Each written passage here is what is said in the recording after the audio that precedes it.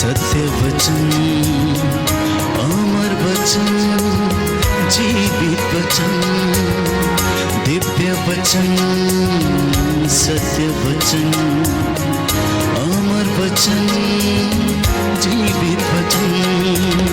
साई दा बामा बनी दा बामा बगरे रे सा नी रे सा नी रे सा नी रे सा नी रे सा।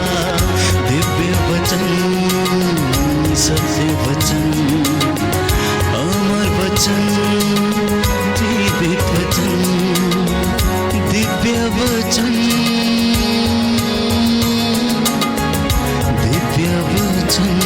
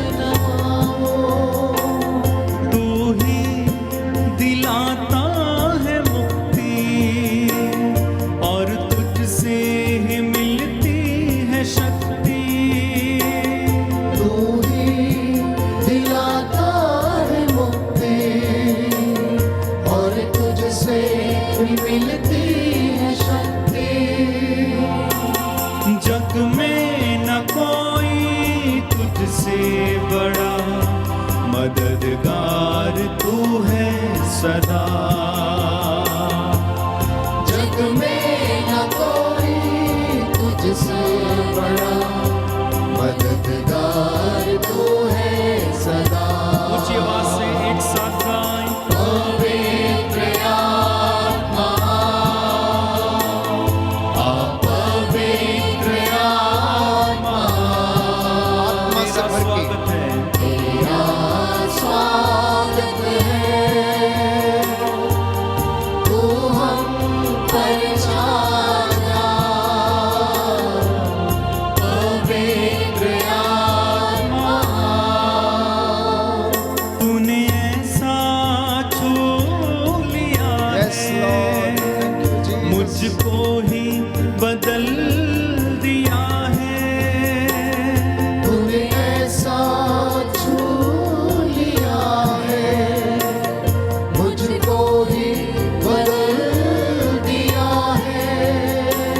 जीवन और सत्य भी तू है, और तू ही तो मेरा प्रभु है। जीवन और सत्य भी तू है, और तू ही तो मेरा प्रभु है। राहों पे अपनी चलना सिखा, जीवन भर दे मेरा। राहों पे अपनी चलना सिखा, जीवन भर दे मेरा। आनंद के साथ पवित्र आत्मा, पवित्र आत्मा, तेरा स्वागत है,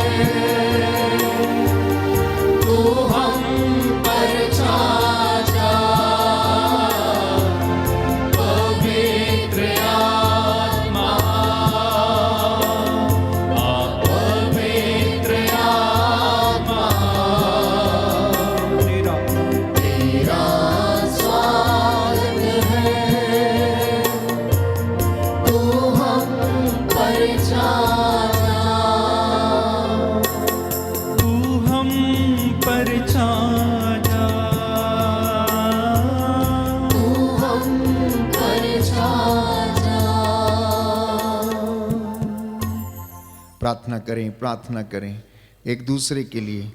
प्रभु का अनुग्रह इस वक्त आप में से बहुत सारे लोगों को मिले।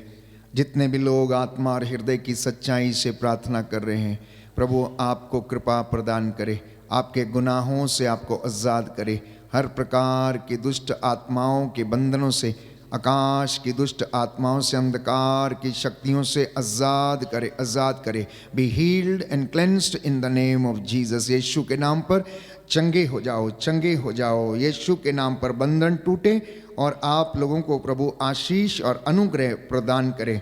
आपके जीवन से निराशा दूर जाए, आपके जीवन से हर प्रकार का बंधन खुलने पाए, आपके परिवारों से हर प्रकार के श्राप और बंधन टूटे यीशु के नाम पर। प्रभु यीशु ने कहा, जिस पर हाथ रखोगे वो चंगे होंगे, जिसके पाप क्षमा करोगे वो क्षमा होंगे। मुझ में विश्वास करने वाले मुझसे भी महान और बड़े काम करेंगे। इसलिए प्यारे भाई, प्यारी बहन, विश्वास करना और प्रभु का अनुग्रह इस वक्त अपनी ज़िंदगी में महसूस करना। आप में से जो प्रभु के साथ जुड़े हुए हैं, आपको प्रभु आशीष दे, आपके घरों को ब्लेस करे। वचन सुनेंगे और प्रभु हमें इस वचन के द्वारा आशीष प्रदान करेगा। प्रियजनों, चालीसे की इस पवित्र अवधि में हम लोग हैं और सब लोग चाहते हैं कि प्रभु उन्हें स्पर्श करे, अनुग्रह प्रदान करे और आशीष मिले।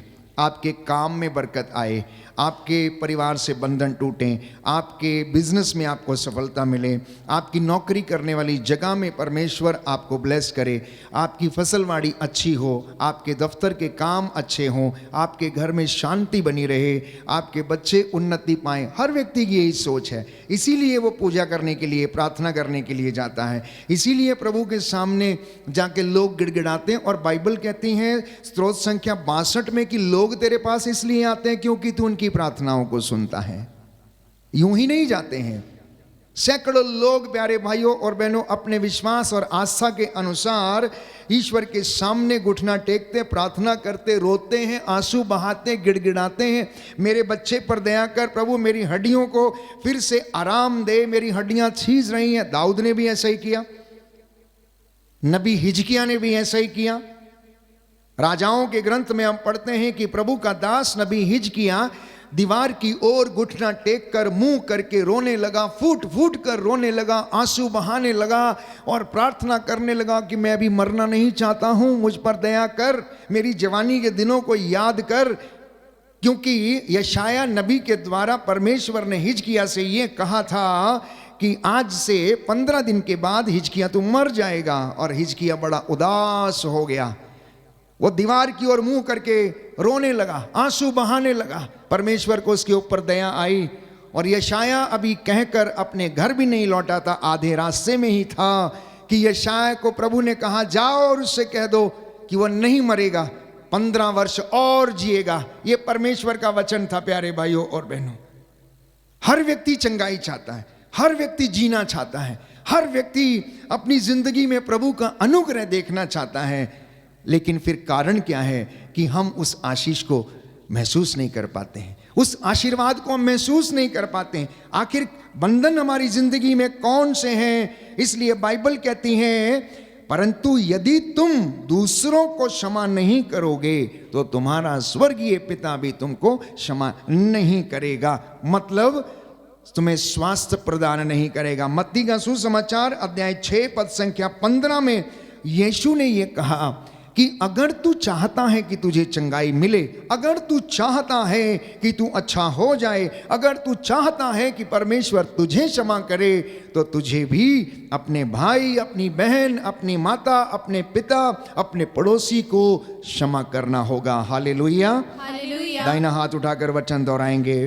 प्रभु का वचन कहता है, प्रभु का वचन कहता है, परंतु यदि तुम दूसरों को क्षमा नहीं करोगे, दूसरों को क्षमा नहीं तो करोगे, तुम्हारा स्वर्गीय पिता भी तुम्हारे अपराध क्षमा नहीं करेगा। Hallelujah, hallelujah, hallelujah, hallelujah. तो चंगाई पाने का एकमात्र उपाय जो है वो ये है कि क्षमा करना। क्षमा ना करने की अवस्था में हमें भी क्षमा नहीं मिल सकती, ये यीशु का कहना था। मत्ती के सुसमाचार अध्याय 6 पद संख्या या 15। इसलिए प्रभु एक दृष्टांत सुनाते हैं प्यारे भाइयों और बहनों, और वो दृष्टांत है मत्ती के सुसमाचार अध्याय 18 में। मैं आपके लिए इस दृष्टांत को पढ़ना चाहता हूं जिससे कि हमें समझ आए कि हमारी जिंदगी में ईश्वर की आशीष ठहरते क्यों नहीं है। अध्याय 18 पद संख्या 23 और उससे आगे। Gospel of Saint Matthew chapter 18 verse 21। यही कारण है कि स्वर्ग का राज्य उस राजा के सदृश है जो अपने सेवकों से लेखा लेना चाहता था।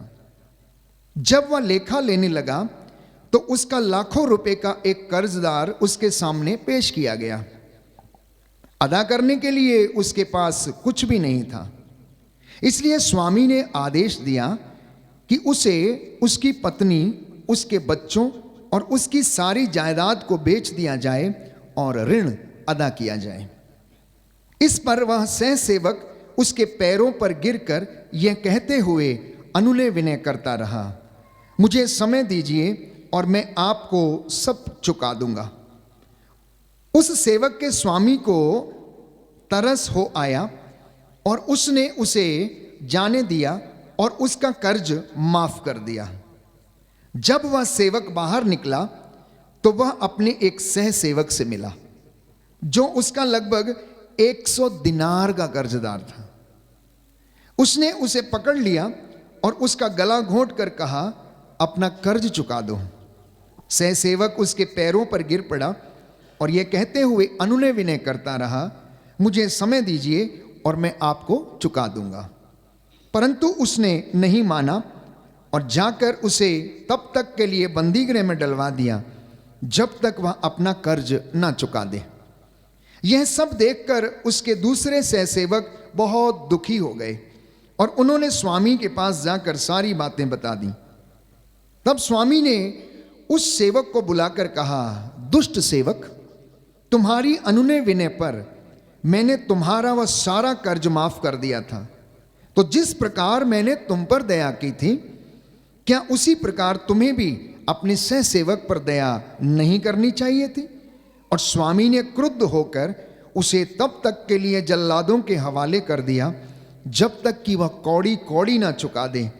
यदि तुम में से हर एक अपने भाई को पूरे हृदय से क्षमा नहीं करेगा तो मेरा स्वर्गीय पिता भी तुम्हारे साथ ऐसा ही करेगा। Hallelujah, hallelujah, hallelujah, hallelujah, hallelujah. Hallelujah. यीशु की स्तुति हो, यीशु की स्तुति हो, यीशु की आराधना हो, यीशु की आराधना हो, यीशु की महिमा हो, यीशु की महिमा यीशु हो, को धन्यवाद। यीशु को धन्यवाद। Hallelujah, hallelujah, hallelujah, hallelujah, hallelujah. Hallelujah. पवित्र अवधि में हैं हम लोग।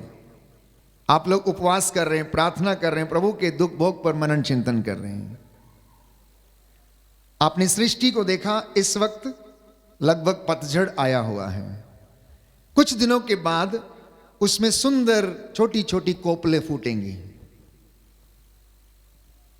वर्ष में एक बार सृष्टि भी अपना परिधान चेंज करती है।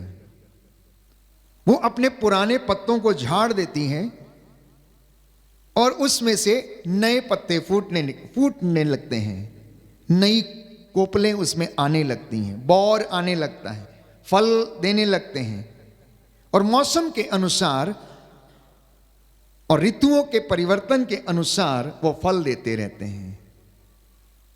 प्यारे भाइयों और बहनों, इंसान को भी ईश्वर ने कलीसिया के द्वारा ये मौका दिया है कि वर्ष में कम से कम एक बार 40 दिनों तक वो अपने पूरे पापों पर, गुनाहों पर मनन चिंतन करे, उनसे तौबा करे, बुराई से दूर जाए, सत्य को पहचाने, प्रभु के नजदीक आए, उपवास करे, प्रार्थना करे, अपनी आत्मा को परम आत्मा के साथ जोड़े, मनन चिंतन करे और देखे कि कमी कहां पर है और लोगों पर दोष न लगाए, बल्कि परमेश्वर कहता है तुम अपना आचरण सुधारो।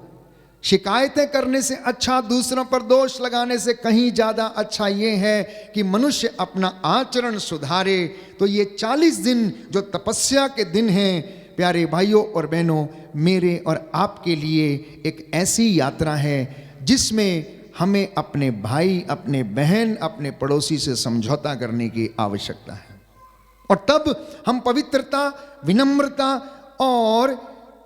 विनम्रता पे आगे बढ़ेंगे और ईश्वर की आशीष को अनुभव करेंगे। इसलिए बाइबल ये कहती है कि लोग अपने जिंदगी में चंगाई इसलिए प्राप्त नहीं कर पाते हैं, उनके जीवन में बाधा इसलिए आती है क्योंकि वे क्षमा करने में असमर्थ हैं, भले काम करने में असमर्थ हैं, सत्य बोलने में असमर्थ हैं, वो लड़ाई झगड़ा करने में आगे हैं। उपवास के दिनों में लड़ाई झगड़े करते, करारे मुक्के मारते हैं, विश्राम के दिनों में अपने काम करते हैं, मजदूरों पर बोझ लाद देते हैं।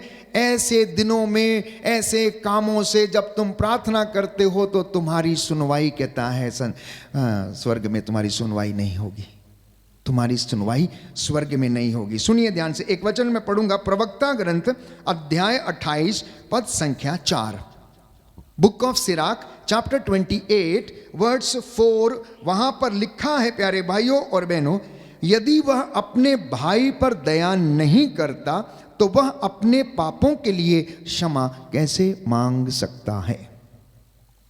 यदि वह अपने भाई पर दया नहीं करता या अपनी बहन पर दया नहीं करता तो ऐसा व्यक्ति अपने गुनाहों के लिए क्षमा कैसे मांग सकता है, परमेश्वर के सामने कैसे खड़ा रह सकता है। क्योंकि हमें और आपको यही सिखाया जाता है, वचन यही सिखाया जाता है कि इंसान में प्यारे भाइयों और बहनों ईश्वर का निवास है। और संत पौलुस कहता है कि तुम्हारा हृदय, तुम्हारा शरीर पवित्र आत्मा का मंदिर है। हम चलते फिरते उस परम आत्मा के प्यारे भाइयों और बहनों पुत्र हैं, पुत्रियां हैं जो हमें आशीष प्रदान करते। इसलिए चंगाई पाने के लिए और क्षमा पाने के लिए सबसे बड़ा उपाय है कि तुम पहले क्षमा करो और तब तुम्हें क्षमा किया जाएगा। तुम आशीर्वाद दो और तुम्हें भी आशीर्वाद दिया जाएगा।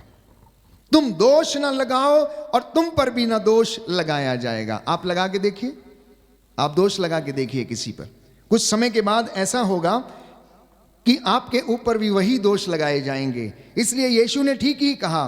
प्यारे भाइयों और बहनों, मत्ती का सुसमाचार अध्याय 7 पद संख्या 1 और 2 में हम पढ़ते हैं, सुंदर वचन है, दोष न लगाओ और तुम पर भी ना लगाया जाएगा। मैं वचन पढ़ूंगा आपके लिए। लिखा है, दोष नहीं लगाओ जिससे तुम पर भी दोष न लगाया जाए, क्योंकि जिस प्रकार तुम दोष लगाते हो उसी प्रकार तुम पर भी दोष लगाया जाएगा, और जिस नाप से तुम नापते हो उसी से तुम्हारे लिए भी नापा जाएगा। जब तुम्हें अपनी ही आंख की धरन का पता नहीं तो तुम अपने भाई की आंख का तिनका क्यों देखते हो? जब तुम्हारी ही आंख में धरन है तो तुम अपने भाई से कैसे कह सकते हो मैं तुम्हारी आंख का तिनका निकाल दूं? अरे ढोंगी, पहले अपनी ही आंख की धरन निकालो, तभी अपने भाई की आंख का तिनका निकालने के लिए तुम अच्छी तरह देख सकोगे। अब जब यीशु ऐसी बातें करते थे समाज में तो यहूदी और शास्त्री और फरीसी उनसे चिढ़ने लगते थे, क्योंकि वो उनकी जितने भी बाह्य आडंबर थे उन पर कुठाराघात करते थे। और यीशु प्यारे भाइयों और बहनों उनके कामों पर दोष लगाया करते थे कि तुम नियम का पालन करने में सबसे आगे हो, मुख से तुम ईश्वर का आदर करते हो, लेकिन हृदय तुम्हारा ईश्वर से कोसों दूर रहता है। इसीलिए फरीसी और शास्त्री ईसा से ईर्ष्या करने लगे।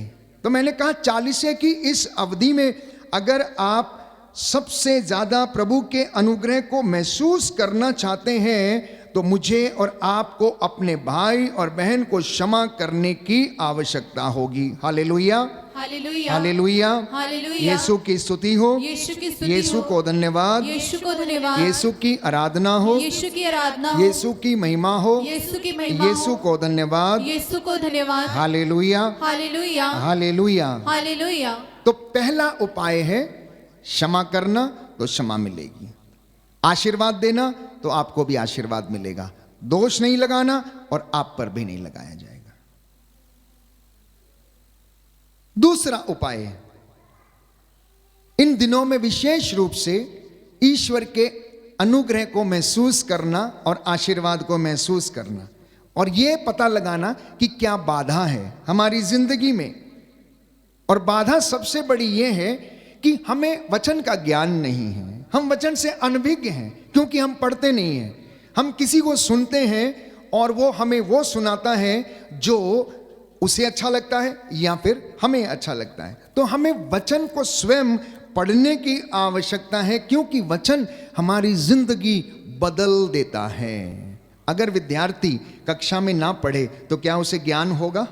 नहीं मिलेगा ज्ञान, वो कहीं भी नहीं जाएगा, उसे पता ही नहीं लगेगा कि कौन सी चीज बुरी है और कौन सी चीज अच्छी है। इसलिए ये धर्मशास्त्र प्यारे भाइयों और बहनों हमें सत्य का ज्ञान कराते हैं। परमेश्वर कैसा है ये उसके विषय में बताते हैं, सृष्टि कैसी है ये उसके विषय में बताते हैं, स्वर्ग कैसे मिल सकता है उसके विषय में बताते हैं, भलाई क्या है बुराई क्या है, ईश्वर ने हम लोगों के लिए मानव जाति के लिए क्या किया है ये उसके विषय में हमें बताता है।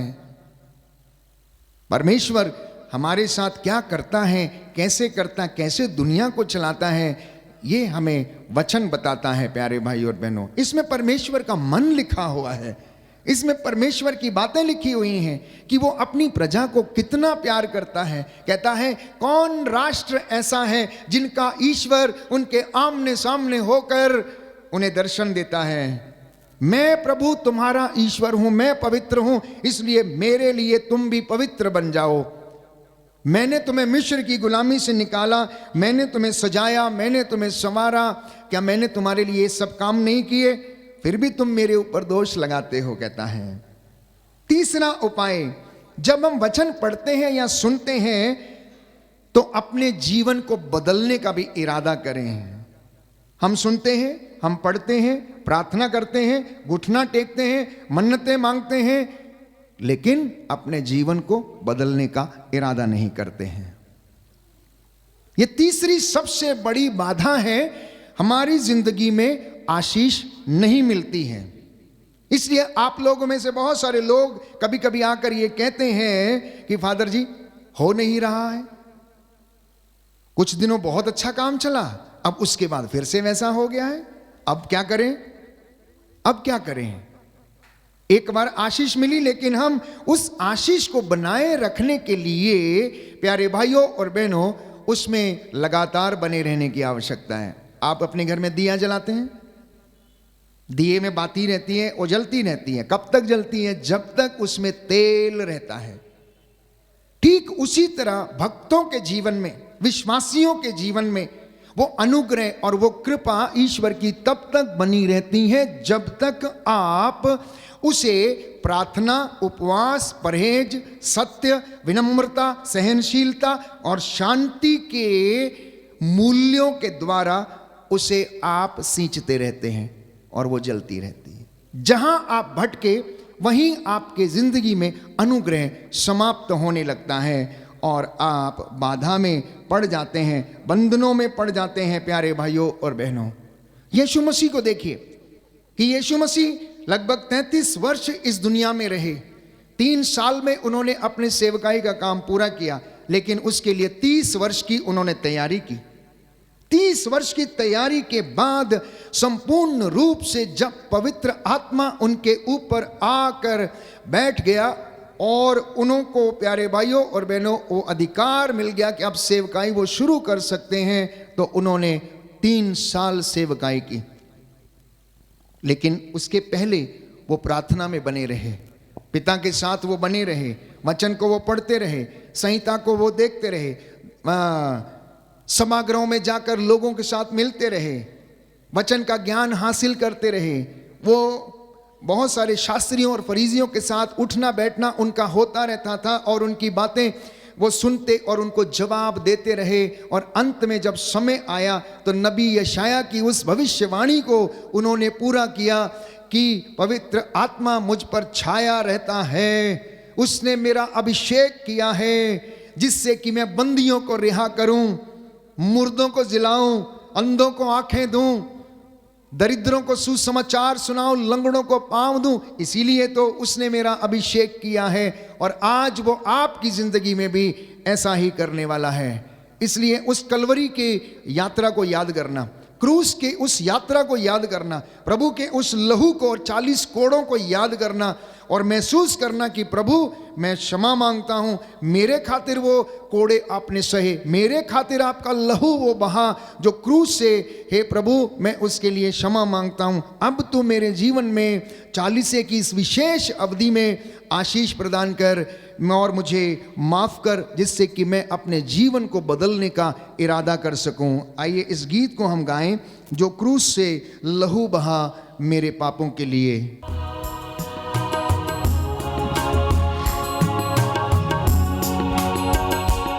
काफी है वो मेरे गुनाह धोने के लिए, काफी है वो मेरे गुनाह धोने के लिए, जो क्रूस से लहू बहा मेरे लिए। गाइए गाइए बड़े विश्वास के साथ। जो क्रूस से लहू बहा मेरे लिए, काफी है वो मेरे गुनाह धोने के लिए, काफी है वो मेरे गुनाह धोने के लिए, जो क्रूस से लहू बहा मेरे लिए, बहा मेरे लिए, जो क्रूस से लहू बहा मेरे लिए।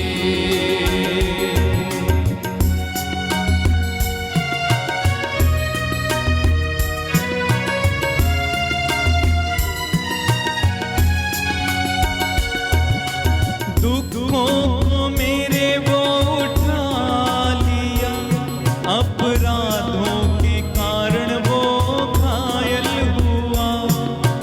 दुखों को मेरे वो उठा लिया, अपराधों के कारण वो घायल हुआ। मेरी शांति के लिए उस पर ताड़ना पड़ी, मेरी शांति के लिए उस पर ताड़ना पड़ी। काफी है वो मेरे गुनाह धोने के लिए, काफी है वो मेरे गुनाह धोने के लिए, जो क्रूस से लहू बहा मेरे लिए, जो क्रूस से लहू बहा मेरे लिए, जो क्रूस से लहू बहा मेरे लिए, काफी है वो मेरे गुनाह धोने के लिए, काफी है वो मेरे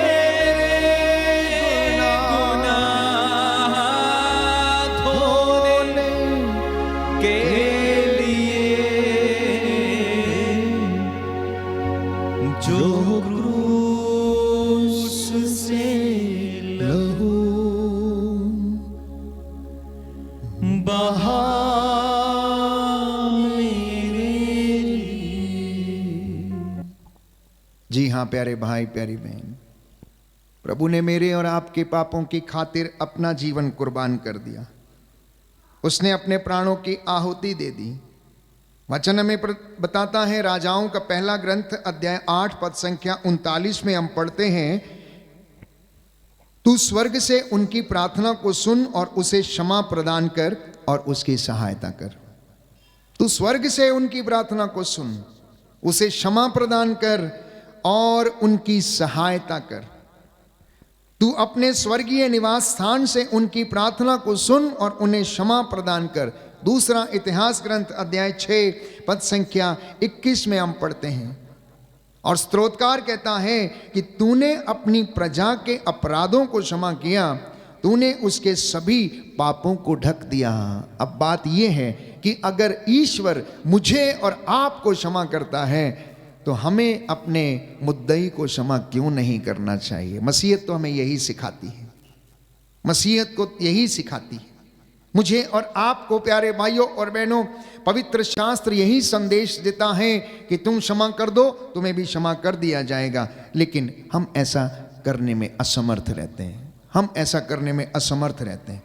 अगर हम अपना पुराना जीवन या बुरा जीवन नहीं छोड़ते, तो अपने जीवन को नहीं बदलते, तो हमारी जिंदगी में आशीष कभी नहीं ठहरेगी, परिवार में आशीष कभी नहीं ठहरेगी। उस अनुग्रह को मैं और आप कभी महसूस नहीं करेंगे, और हम हमेशा हमेशा के लिए चिंता में, परेशानी में डूबे रहेंगे। लोग हमें प्यार नहीं करेंगे, हमारा आदर नहीं करेंगे, और अनेक प्रकार से हमें दुत्कारेंगे। क्योंकि बाइबल कहती है, इब्रानियों का पत्र अध्याय 10 पद संख्या 26 में हम पढ़ते हैं, सत्य का ज्ञान प्राप्त करने के बाद भी यदि हम जानबूझकर पाप करते हैं तो हमारे पापों के लिए कोई बलिदान नहीं रह जाता। हमारे पापों के लिए कोई बलिदान नहीं रह जाता। जब तक इंसान को यह मालूम है कि उसे क्या करना चाहिए और वो नहीं करता, तो बाइबल कहती है उसके लिए उसके पापों का कोई प्रायश्चित या कोई बलिदान अब नहीं रह पाता है। हम जानते हो भी अपने भाई से समझौता नहीं कर पाते, अपनी देवरानी जेठानी या अपनी भाभी से या अपने भाई या अपनी बहन से या पड़ोसी से या कोई भी व्यक्ति विशेष हो जिससे हमें शिकायत है, जिसने हमें दुख दिया हो। कहना आसान है, क्षमा करो, लेकिन बहुत कठिन है। लेकिन यीशु ने हमारे सामने उदाहरण रखा है, हम उसके अनुयायी हैं, हम उसका पालन करते हैं, हम उसकी बातों को सुनते हैं। सलीब पर वो उसको टांग दिया गया था, और वहां से वो पिता से निवेदन कर रहा है, पिता इन्हें क्षमा कर, क्योंकि ये नहीं जानते कि ये क्या कर रहे हैं। इतना बड़ा दिल क्षमा करने का कि कोई व्यक्ति क्रूस से अपने जल्लादों को, अपने शत्रुओं को प्यारे भाइयों और बहनों क्षमा करे। उनकी एक और लटकाया गया डाकू उनकी मजाक करता है, और वो ये कहता है कि तू बच और हमें भी बचा, तू नीचे उतर और हमें भी बचा। और दूसरा उसको डांटता है कि तुम्हें कतई डर नहीं लगता क्या, हम तो अपने किए का दंड भुगत रहे हैं, लेकिन इसने क्या किया है, इसने तो कुछ नहीं किया। और उसने प्रभु से कहा कि आज जब आप अपने राज्य में होंगे तो मुझे याद कीजिएगा। उसने कहा ठीक है, तू आज ही मेरे साथ स्वर्ग राज्य में होगा। तो चौथी बात प्यारे भाइयों और बहनों, अनुग्रह को प्राप्त करने की है प्रायश्चित करना। प्रायश्चित करना, बाइबल कहती है पाप कितना भी बड़ा क्यों ना हो, बुराई कितनी भी भयानक क्यों ना हो, लेकिन अगर कोई व्यक्ति सच्चे हृदय और सच्ची आत्मा से प्रभु के पास लौट कर चला आता है, माफी मांगता है, तो परमेश्वर तरस खाकर उसे क्षमा करता है। उस डाकू के विषय में देखिए, जिंदगी भर वो, मैं समझता हूं, लूटता रहा होगा, मारता रहा होगा, लेकिन जिंदगी के अंतिम क्षणों में जब वो क्रूस पर यंत्रणा सह रहा, मरने को है, वो प्रायश्चित करता है और यीशु से कहता है, यीशु आज तू अपने राज्य में जब जाएगा तो मुझे भी याद करना। क्योंकि उसने यीशु को कहते हुए सुना, उसके कामों को उसने देखा, उसने कामों को उसको सुना, और उनकी निर्दोषता उसके सामने थी, इसलिए उसने इस तरह से प्रार्थना किया। इसलिए प्यारे भाइयों और बहनों, प्रायश्चित हमारी जिंदगी में ईश्वर की कृपा का स्रोत बन जाता है।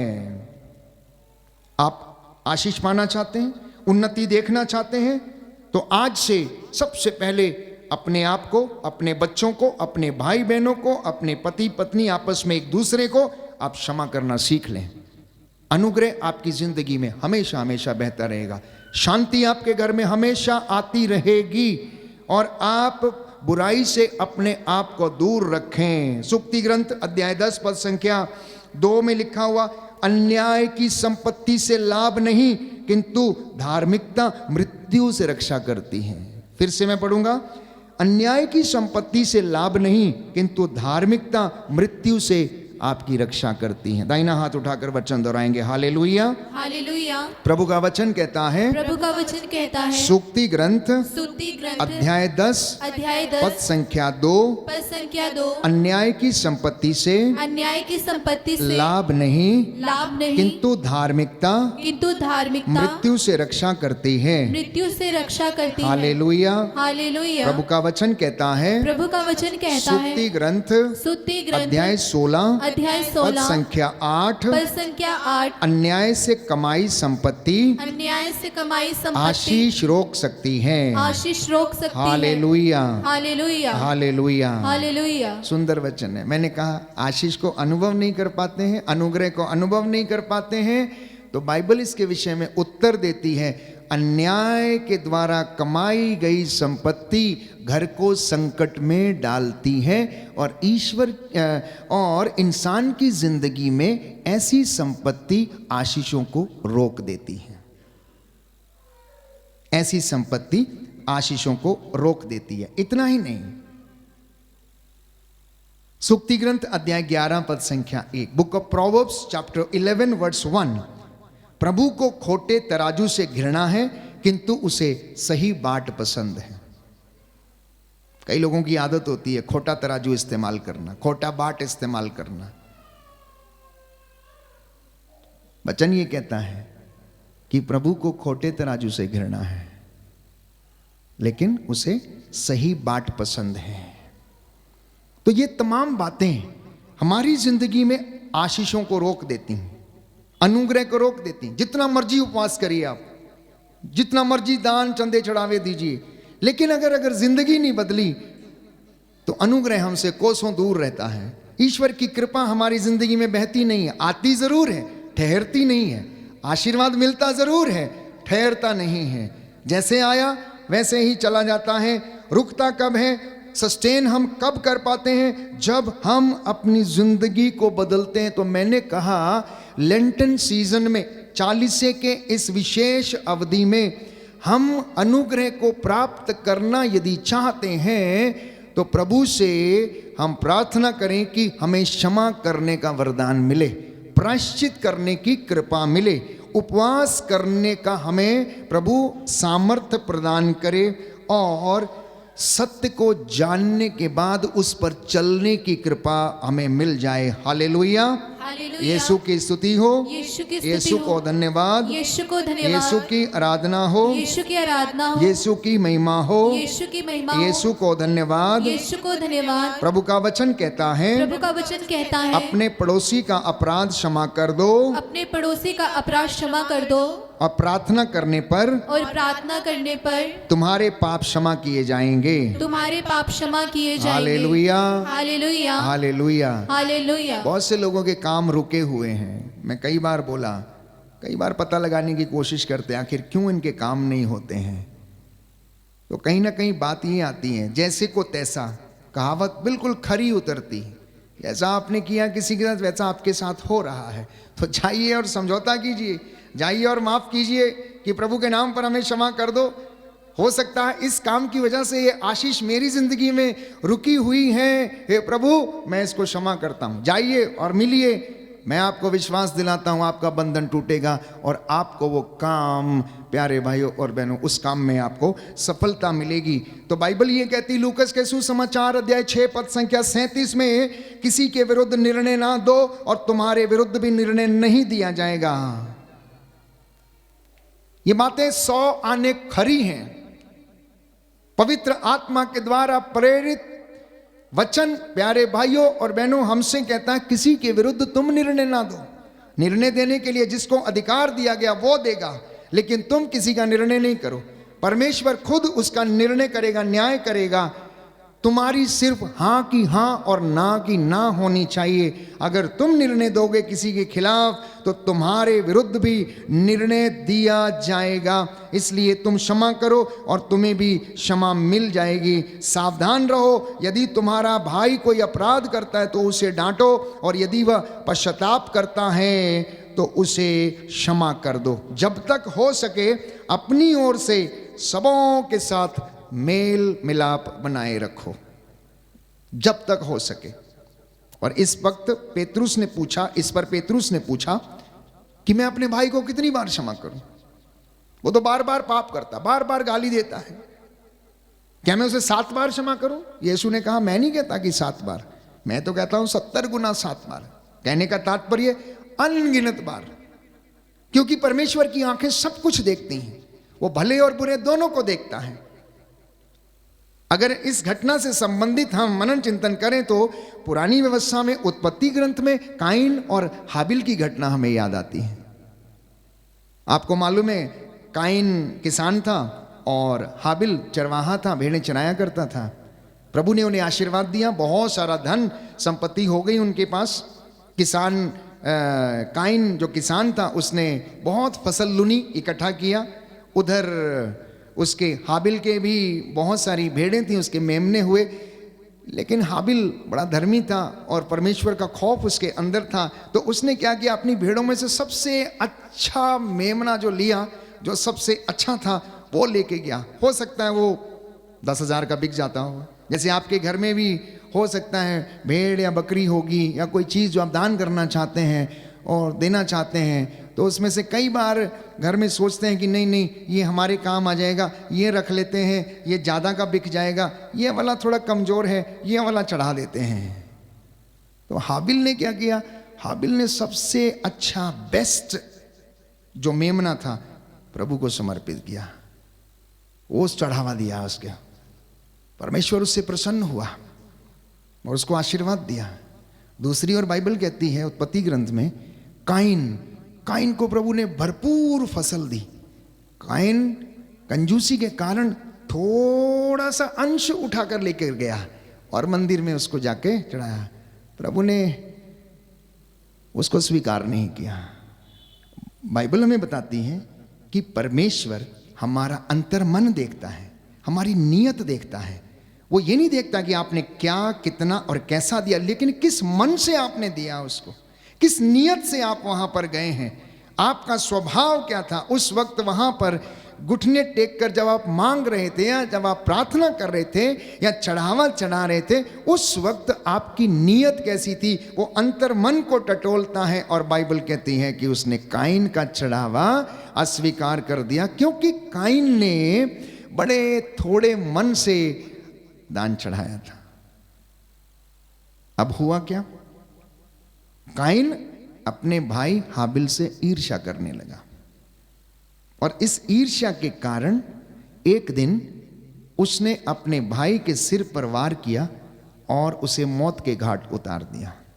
और जब परमेश्वर ने उससे पूछा, काइन तुम्हारा भाई हाबिल कहां है, तो जवाब क्या मिला, क्या मैं अपने भाई का ठेकेदार हूं, क्या मैंने उसका ठेका ले रखा होगा कहीं पर। परमेश्वर काइन से कहता है, नहीं, काइन हाबिल का रक्त पुकार रहा, जोर जोर से मुझे पुकार रहा है, क्योंकि तुमने उसकी हत्या कर दी है, हत्या कर दी है। प्रियजनों, जब हम अपने भाई या बहन को क्षमा करने में असमर्थ रहते हैं तो हमारी जिंदगी में आशीर्वाद नहीं रुक सकता, नहीं आ सकता। इसलिए बाइबल कहती है कि जहां तक हो सके, जितना हो सके, आप अपने भाई या बहन के साथ आप मेल मिलाप रखें। और संत पौलुस पेतरुस के पहले पत्र अध्याय 3 पद संख्या 9 में लिखता है, यदि आप क्रुद्ध हो जाए, क्षमा चाहता हूं, आप बुराई के बदले बुराई ना करें, गाली के बदले गाली नहीं बल्कि आशीर्वाद दें। आप यही करने के लिए बुलाए गए हैं, ये आपके लिए शिक्षा है। आप लोग जो वचन सुन रहे हैं, जो दूर दराज में मेरे साथ ऑनलाइन प्रार्थना में एक हैं, अब जान लीजिए कि आपको क्यों बुलाया गया है, आप क्यों उसके अनुयायी बने हैं। आप पवित्रता के लिए बुलाए गए हैं। आप गाली के बदले गाली देने के लिए नहीं, बल्कि आशीर्वाद देने के लिए बुलाए गए हैं। आप प्रार्थना करने के लिए बुलाए गए हैं। परमेश्वर ने आपको इसलिए चुना, आपको जिम्मेदारी दी है कि आप इस पूरे संसार के लिए, हमारे राष्ट्र, हमारी कलीसिया, हमारे समाज के लिए, घरों परिवारों के लिए, नेताओं के लिए आप प्रार्थना करने के लिए बुलाए गए हैं। क्योंकि लिखा तो ऐसे ही है, आप यही करने के लिए बुलाए गए हैं जिससे आप विरासत के रूप में आशीर्वाद प्राप्त करें। विरासत के रूप में आपको आशीर्वाद मिलेगा। आने वाली 1000 पीढ़ियों तक कहता है मैं उन्हें आशीर्वाद दूंगा, ब्लेस करूंगा। जो अपने भाई से बैर करता है वो हत्यारा है, और तुम जानते हो कि हत्यारे में अनंत जीवन नहीं होता है। इसलिए अगर क्रोध आ भी जाए, गुस्सा आ भी जाए, तो उसे शाम तक कायम ना रहने दें। सूरज डूबने तक आप अपने भाई से समझौता करें, सूरज डूबने तक अपना क्रोध कायम ना रखें और शैतान को अवसर ना दें। अन्यथा प्यारे भाइयों और बहनों, हमारे उपवास, हमारी प्रार्थना और हमारा परहेज ये किसी काम का नहीं रह जाएगा। Hallelujah, hallelujah, hallelujah, hallelujah. हे प्रभु यीशु, हे प्रभु यीशु, मेरे जीवन से मेरे जीवन हर से प्रकार का बंधन टूटे। हर प्रकार का बंधन मैं प्रार्थना टूटे। करता हूँ। मैं प्रार्थना करता हूँ। Hallelujah, hallelujah. हे प्रभु यीशु, हे प्रभु यीशु, मुझे भी अपने जैसा बनने की जैसा बनने कृपा प्रदान कीजिए। कृपा प्रदान एक कीजिए। दूसरे को क्षमा करने की एक दूसरे को क्षमा करने कृपा की दीजिए। कृपा दीजिए। Hallelujah, hallelujah, hallelujah. हालेलुया। सारे बंधन सारे हे बंधन प्रभु यीशु हे प्रभु यीशु तोड़ दीजिए, तोड़ दीजिए। आशीष प्रदान कीजिए। आशीष प्रदान कीजिए।